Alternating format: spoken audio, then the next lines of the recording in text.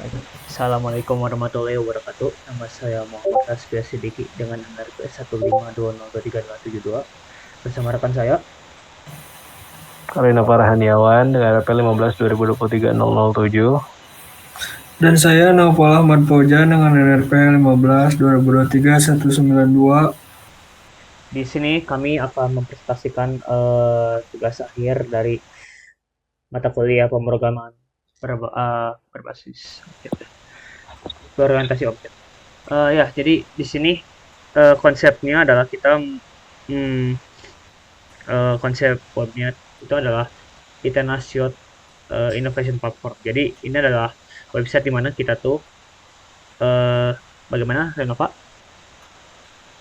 Oke, jadi ini terinspirasi dari salah satu website yakni West Java Youth Innovation Platform yang karena kita mahasiswa ETENAS jadi diganti namanya IYP Platform. Dan kalau misalkan frontend-nya udah jadi, terus navigasi fungsionalitasnya udah jadi, ini bakal keren banget gitu.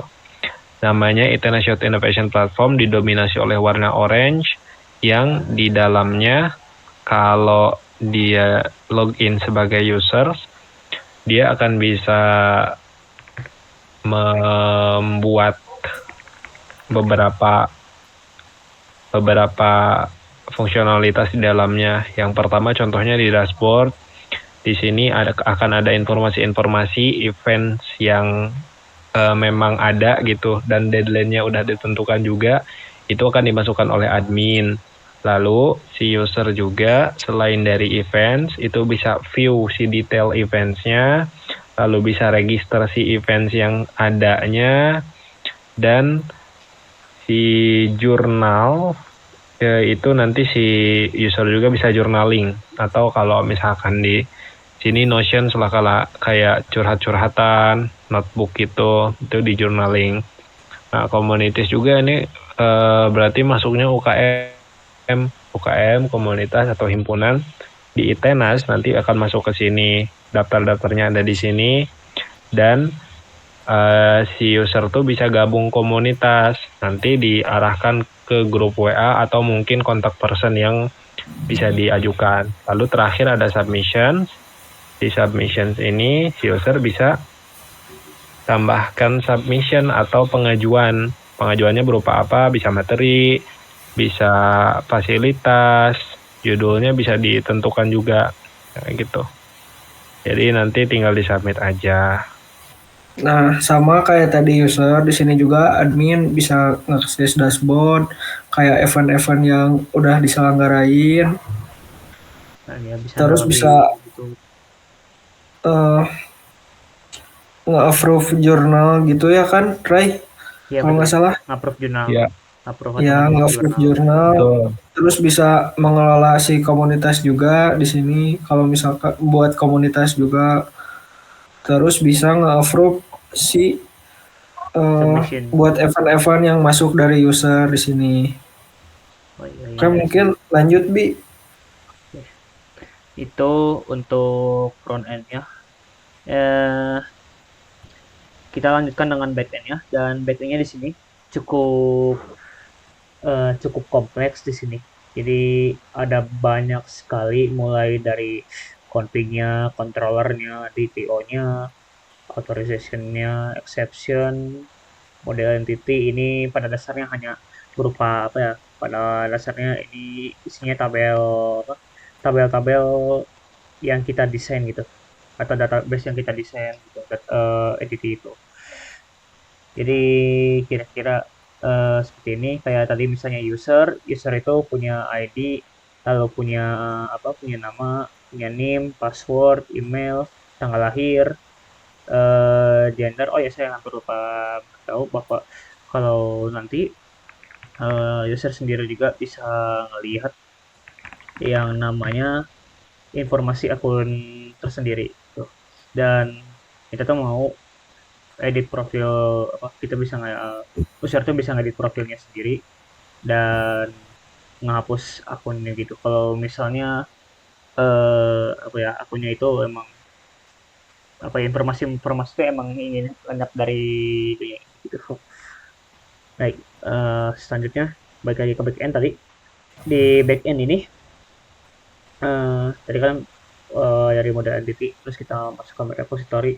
Ini berupa interface yang apa ya? Ini untuk manipulasi data kayak query, select, si forum community kayak gitu. Terus kalau misalnya di row ini find by name kayak gitu. Ini kalau repository kayak gitu. Kalau misalnya security ini biasanya security ya namanya juga security berarti akan menangani masalah keamanan gitu. Keamanan misalnya orang yang login tuh eh, harus apa ya, harus admin atau nggak user atau nggak kalau pas lagi login itu emang harus apa ya kalau ingin masuk ke suatu fitur itu emang harus login seperti itu. Terus ada apa ada implementationnya di sini user details implementation, user detail service implementation, security dan lain-lain. Service juga service di sini apa ya service di sini seperti kayak seperti nyimpen beberapa variabel gitu di sini kayak is user registered habis itu masukin parameternya itu. Journal service juga ini sama ya ini sama ya ini kayak ngebikin apa ya ngebikin variabel ya. Terus ada implementasinya, jadi ini implementasi dari apa ya dari service yang tadi ini kan ini udah dibikin apa variabel dan metodenya di sini. Maaf ini metodenya bukan apa bukan variabel. Misalnya dari community service ini tuh maaf ini tuh ya metodenya gitu, metode implementasi barangnya gitu lah. Abstraksinya. Terus abstraksinya itu diimplementasi di sini di service. Maaf di MPL. Jadi eh apa ya?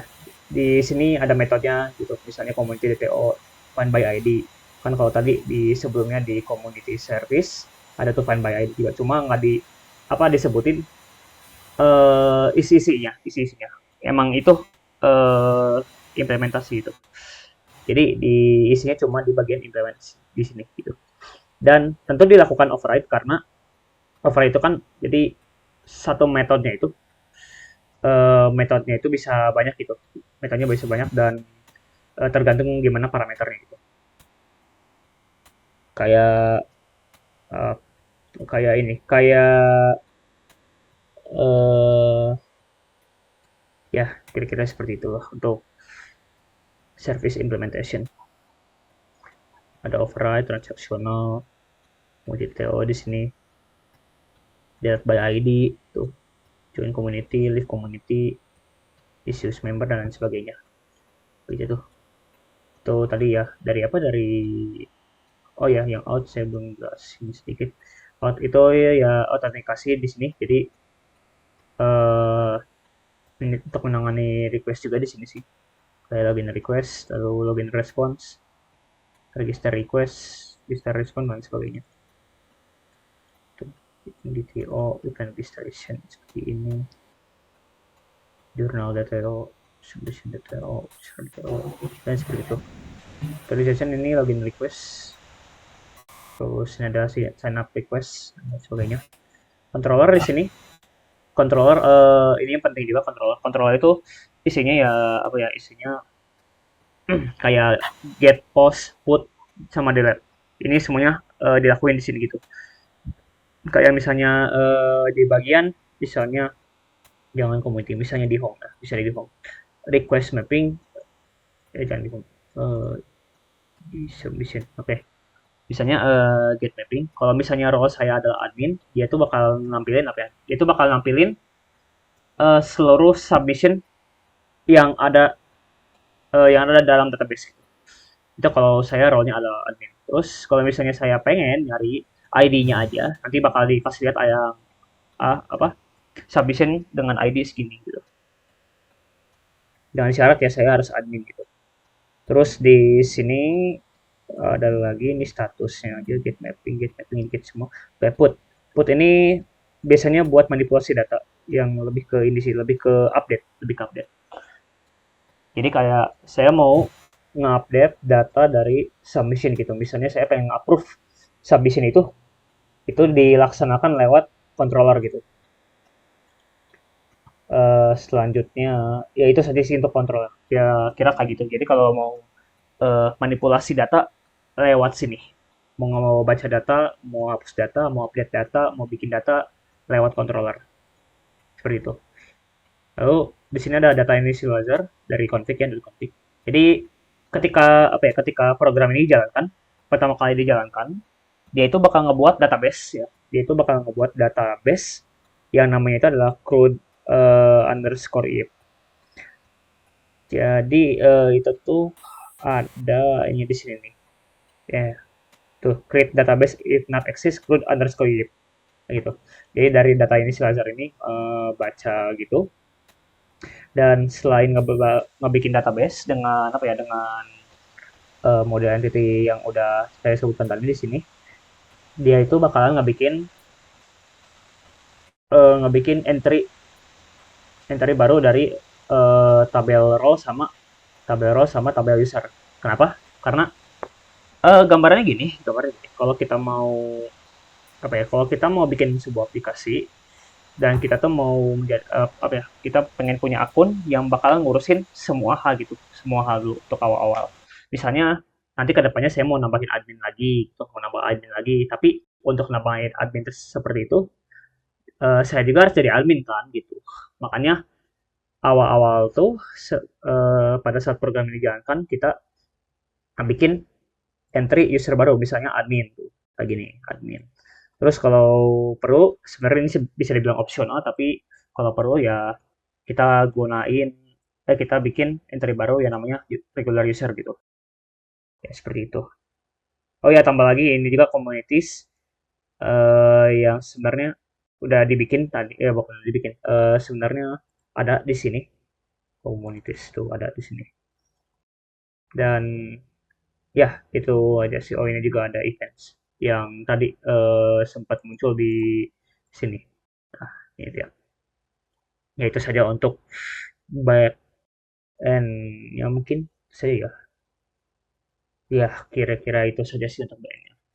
Memang cukup kompleks sih untuk back end-nya sendiri karena ya emang bercabang-cabang dan struktur project-nya juga bercabang-cabang gitu. Ya, kira-kira itu saja dari saya dan rekan-rekan saya. Baik, sekian dari saya dan kalau saya. Mohon maaf apabila ada kesalahan kekurangannya. Terima kasih. Wassalamualaikum warahmatullahi wabarakatuh.